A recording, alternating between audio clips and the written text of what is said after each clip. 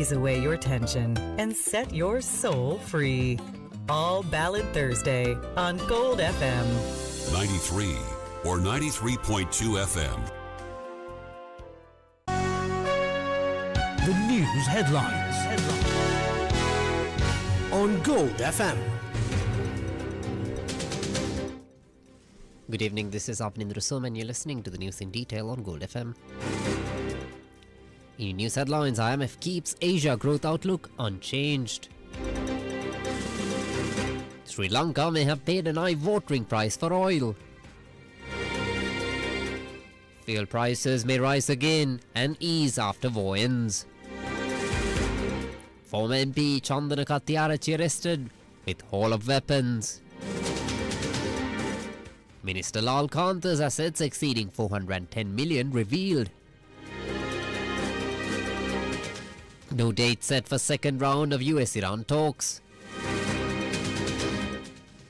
Hegseth warns Iran regime to choose wisely. Ceasefire in Lebanon as important as ceasefire in Iran, insists Iran.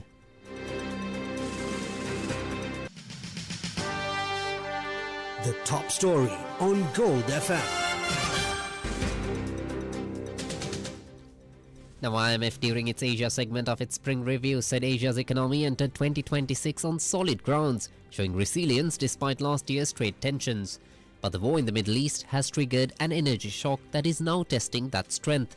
Higher oil and gas prices are pushing up inflation, widening trade gaps and limiting governments' room to respond, especially in economies that depend heavily on imported fuel. While Asia is still set to lead global growth, the risks have clearly risen if the shock lasts longer. Now, growth and projections in the region is projected to moderate from 5% last year to 4.4% in 2026, unchanged from its January projection. This was Krishna Srinivasan, the director for the Asia Pacific Department of the IMF, speaking at the review.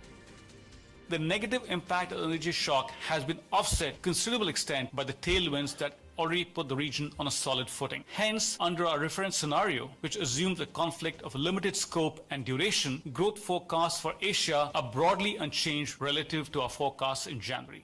And Asia remains the main driver of global growth. Regional growth is projected to moderate from 5% in 2025 to 4.4% in 2026 and 4.2% in 2027. Advanced Asia is expected to slow as domestic demand stays soft. Emerging Asia remains the main growth engine, but the momentum is set to moderate with broad-based decelerations in China, India, and the ASEAN as higher energy prices weigh on consumption and external positions. The composition of the outlook is also less favorable. Inflation is projected to rise from 1.4% in 2025 to 2.6% in 2026 and to ease to 2.4% in 2027. External balances are weaker, policy space is narrower, and more importantly, risks are now firmly to the downside. First, what are these risks? First, a larger or more persistent energy shock would hit Asia-Pacific countries unevenly. Second, economies that depend heavily on imported energy use are especially vulnerable. Third, risks are greater still where energy buffers and fiscal space are limited or where remittances, tourism, or fertilizer imports add to the exposure. This matters in parts of South Asia, Southeast Asia, and key among the Pacific Island countries.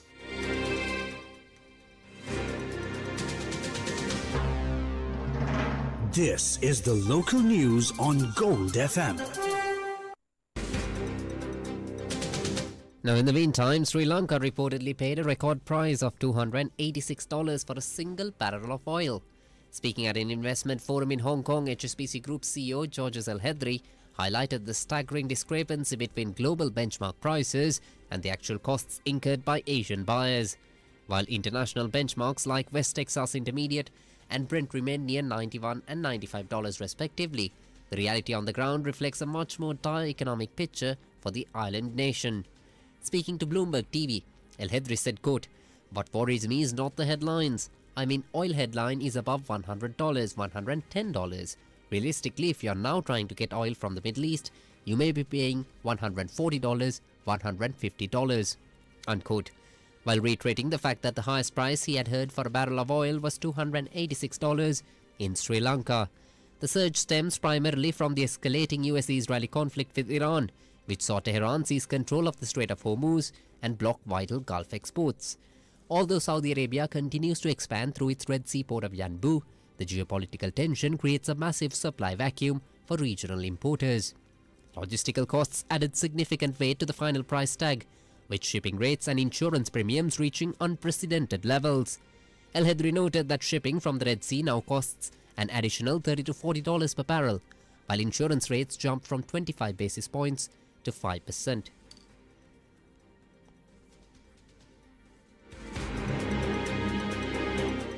Now, in the meantime, Minister Dr. Nalinda Jayatissa revealed that domestic fuel prices could increase due to fluctuations in global crude oil markets.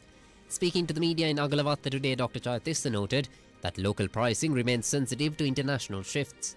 Now, in the interest of clarity, as always, we have left his remarks undubbed. විශේෂයෙන්ම අපි තෙල් සැපයීම සහ විදුලි සැපයීම අඛණ්ඩව සිදු කරනවා. ලෝක වෙළඳ පොලේ සිදුවන මිල උච්චාවචනයන් එක්ක යම් මිල ඉහළ දැමීම් ප්‍රමාණයක් කරන්න සිද්ධ වෙයි. හැබැයි ඒ කරන්නේ සමස්ත මිල ඉහළ දැමීම නෙවෙයි. එයින් සැලකිතු කොටසක් භාණ්ඩාගාරේ දරාගෙන තවත් කොටසක් සමාගම් විසින් දරාගෙන තමයි අපි යම් ප්‍රමාණයක මේ වැඩි කිරීම ජනතාව මත පටවලා තිබෙන්නේ. ඒකත් ඇත්තටම මේ යුදමේ තත්ත්වයේ පහව ගිය ගමන්ම හැකි ඉක්මනට අඩු කිරීම තමයි රජය බලාපොරොත්තු. The Colombo Crimes Division took former Member of Parliament Chandana Kathiarachi into custody today following the discovery of illegal munitions at his residence. During a raid in Piliandala authorised by the Kasbava Magistrates Court, officers recovered a significant cache of weaponry. The seized items include 2 T56 magazines, over 200 rounds of live ammunition and a live hand grenade. Specialist units from the police towns of live ammunition and a live hand grenade. Specialist units from the police task force neutralised the explosive device later this afternoon.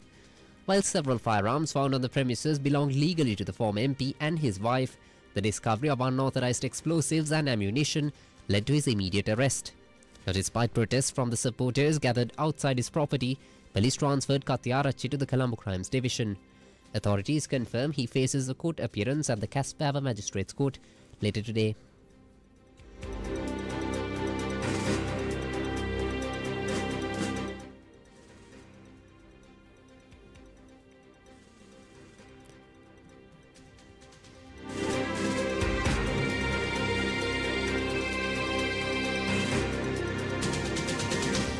Now, the Navy detained a multi-day fishing trawler and 4 suspects during a special operation in the deep sea south of Sri Lanka. Naval personnel discovered a stock of sacks suspected of containing narcotics during the raid. The vessel and the arrested fishermen are currently being escorted to shore for further investigations. Criminal Investigation Department officers are set to bring Sobana Handi Sanat De Silva, alias Raju, back to the country from India tomorrow afternoon. Raju, the brother of an alleged organised criminal Karandini Sudha, was arrested at New Delhi airport while attempting to flee to another country. Police seek him for involvement in over 15 criminal incidents, including murder.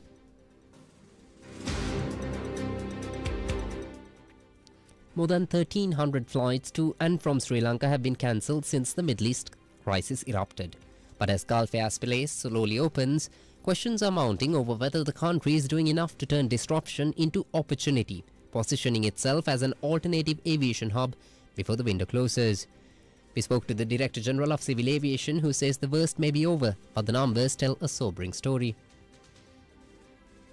Today, I can say the number of flight cancellations up to date is 1,330 to Middle East sector. All the Middle East carriers, including the foreign and the local base carriers, there were 1,330 were cancelled. We can see a positive trend now. Earlier, the impact was 60 to 70%, and now it has reduced to 30%. And if you compare the passenger arrivals during the past week, we can see a positive trend. Now the impact further reduces to 20%.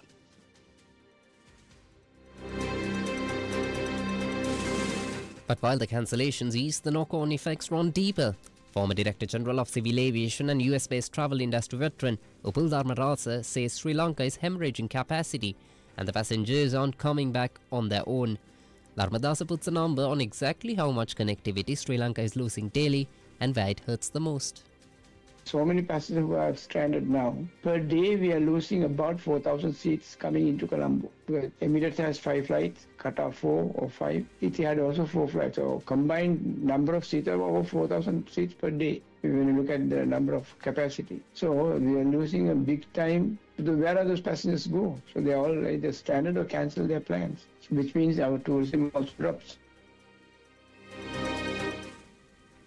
And yet, for the flights that are operating, business is booming. Dharmadasa says airlines routing through Colombo are making record money, proof that the demand exists if Sri Lanka can capture it.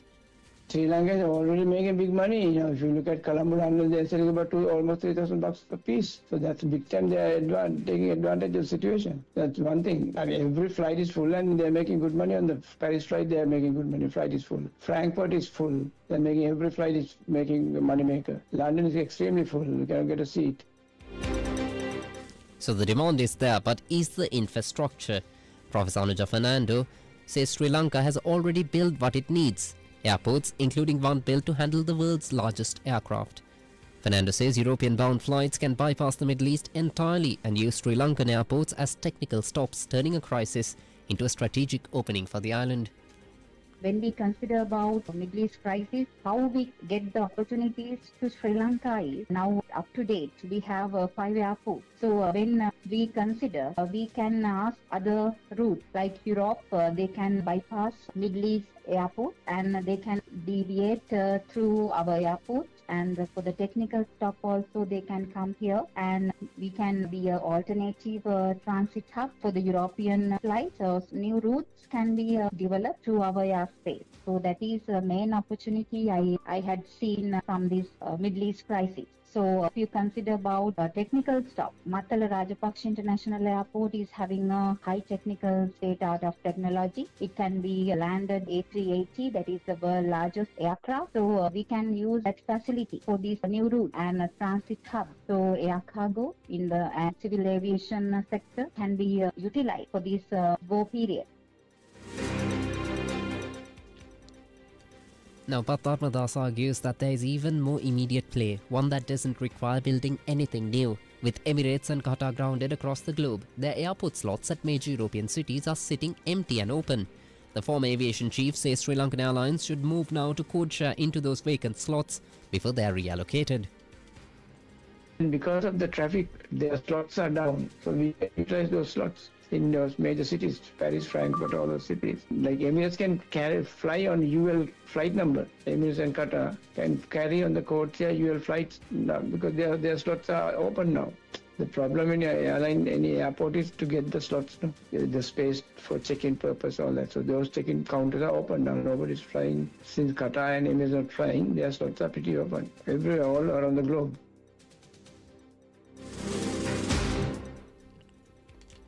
So the ideas are on the table, but what is actually being done? Once again, we move back to Captain Rambo Kwala, who says the government has formally reached out to the Gulf's biggest carriers. The Director General confirms diplomatic channels are active, but concrete agreements are yet to materialize.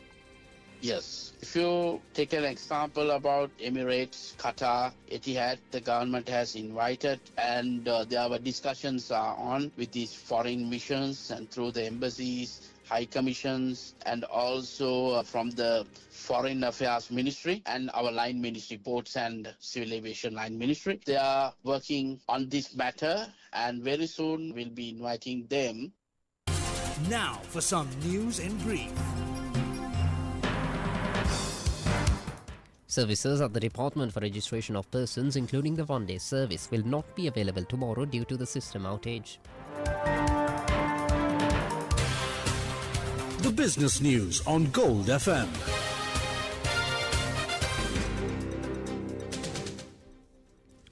Now, the all-share price index of the Colombo Stock Exchange closed at 22,588.97 points after gaining 327.49 points today. The S&P SL20 index also gained 55.77 points to close at 6,230.76 points. Turnover totaled 5 billion rupees. International news on Gold FM. Defense Secretary Pete Hegseth issued a stern warning to Iranian leadership to choose wisely or face renewed combat operations as the US military enforces a strict naval blockade on Iranian ports. Speaking at the Pentagon, Hegseth stated American forces are locked and loaded to resume bombing campaigns if diplomatic efforts led by Vice President J.D. Vance fails. He further claimed Tehran lacks the capacity to replace lost military assets, asserting that the US forces are reloading with greater strength than ever before. General Dan Kane, chairman of the Joint Chief of Staff, confirmed that 13 ships turned away within the first 24 hours to avoid confrontation.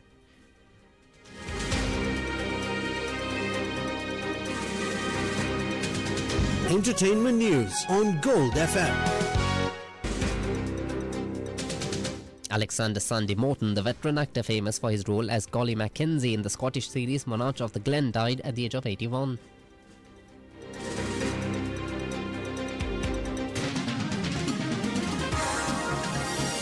Sports news on Gold FM.